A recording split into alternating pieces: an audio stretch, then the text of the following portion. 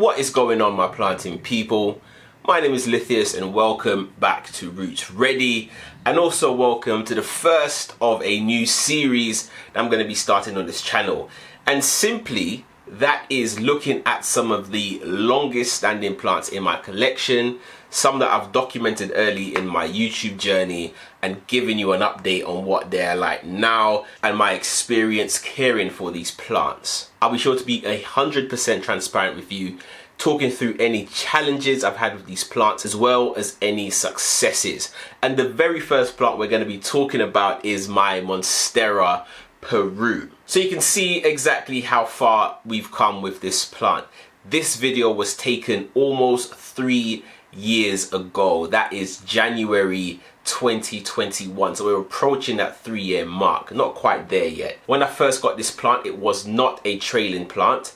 It was all wrapped up into one pot, and then when I repotted it, I realized that it actually had a very long stem, so that meant naturally I had to get this thing on a moss pole. So I went ahead, I made myself this makeshift moss pole that you can see in this video over here, and the plant loved that moss pole, so much so that it absolutely exploded with growth over the next couple of months. This video over here, this was taken in about April 2022, and as you can see, this plant has gone absolutely crazy on this pole. So that meant that the growth did not stop there. The plant just kept on growing, so much so that it actually broke that moss pole that I had made for this plant.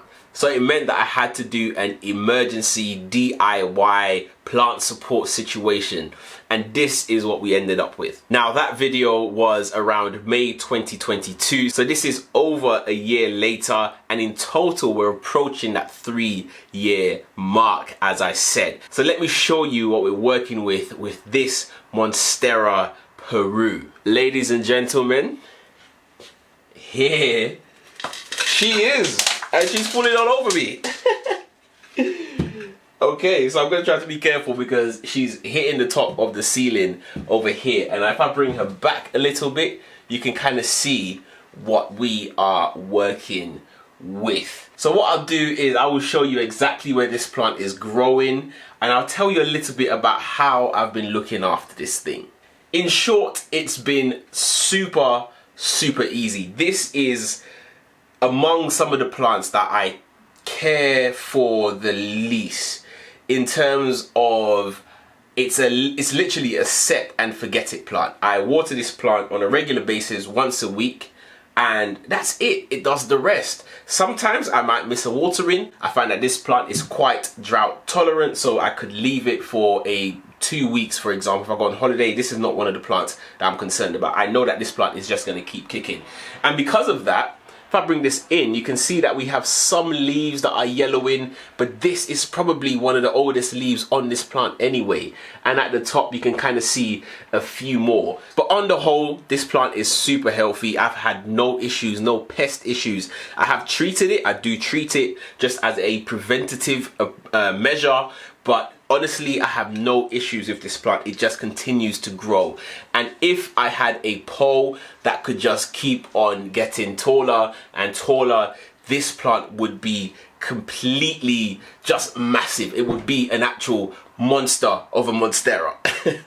But this is where we are with this plant. Now, in the base of this plant, you can see that I've actually included some other crawling plants. I have a Epipremium, Saber Blue, and I've also got a Scindapsus Moonlight, I believe it's called, in here as well. Just because I really like the look of this, and I want this pole. I don't want to see any more of this wooden plank here. I want it to be completely engulfed by this Monstera Peru and other climbing plants. So just to quickly touch on the watering situation, as I said, this plant is super easy to look after. It's not one that you have to panic over. It's not sensitive to overwatering. I find that it can handle that to some degree. It can certainly handle underwatering as well. As I said, when I go on holiday, I give this a good soak, and that's it. I don't even, when I say soak, I don't soak it to the point where it's completely saturated. I just soak it till some water comes out into the cash pole down here, and that's it. That's it. That's it done. I'll throw that water out, and I might pour it back through just as a once over. But then I throw that out, and that's it. The plant has not moved. It's sat on the same spot for probably 2 years, since it's been, well, a year and a bit since I've moved it onto this pole. It's just been sitting in a south facing window situation. It's not getting loads of light. It's kind of tucked away in the corner.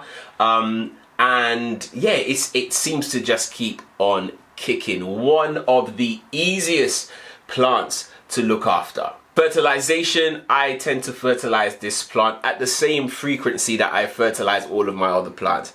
During the summer months, I do try to do it every 2 weeks, so twice a month. Every other watering, if that makes sense to you, because I try to water my plants every week. So every other watering, once every 2 weeks, that's when they'll get some fertilizer. This plant does not seem to be too fussy about that.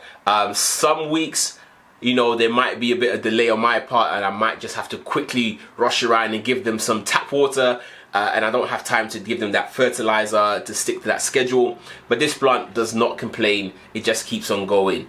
The only thing I would say about this plant, the only challenge, is just ensuring that all of those tendrils are pointing upwards. You can see we have some bald spots like we have up here, and that is literally because the plant had no support, so it just grows a long tendril with no leaves. So what I do, I just wrap it around the pole. You can see back here, it's very naked back here, and that's mostly made up of tendrils, or leafless tendrils, I should say. My soil composition for this plant is a mix of, if I can remember correctly, because it's such a long time ago, I believe it's mostly coca coir with a lot of perlite, maybe some leca, just lots of drainage stuff in there.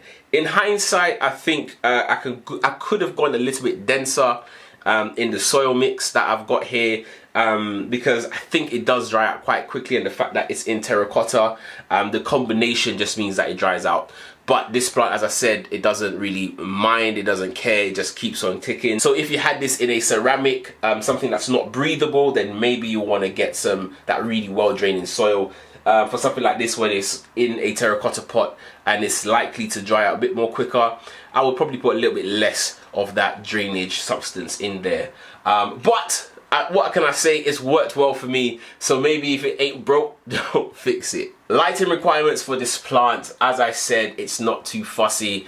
Of course, if you can give it that optimum light, so lots of light, it can handle those sort of hotter days. You might get a little bit of burning like we have on this leaf over here, if you can kind of see it. Just camera didn't focus, but I'm sure you can use your imagination. Yeah, it would maybe just take the plant a little while just to get used to that temperature change or that light change, the intensity. But for the most part, as I said, it's been sat in a west facing window, gets blasted with light during the summer, and it just does fine.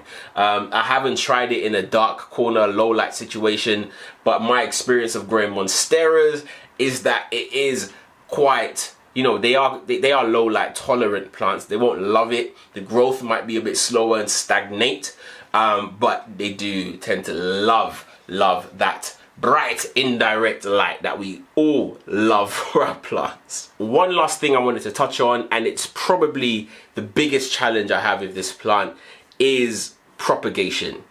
Honestly, I have struggled to propagate this plant. I have tried once or twice, and I think I had a 50-50 hit. One didn't work, and the other did. I had one little chunk or little stem node sat in a propagation pot for months. Like at this point, I think it was probably like a year and a half, until it started to grow some leaves. All the other chunks or nodes died. That was the only one. It's actually still sat in the bottom of this pot, so you can see that over there. But it's just been very, very slow. So if you wanted to buy this plant to propagate, you're gonna have a difficult time to do that. So definitely want to consider if that's something that you want to do. But for me, I just want to set it and forget it and just have it sat in the corner and just living life to its fullest. But that is it. That is the Monstera Peru, and I've been your host, Lithius, and thank you so much for watching, and as always, keep planting.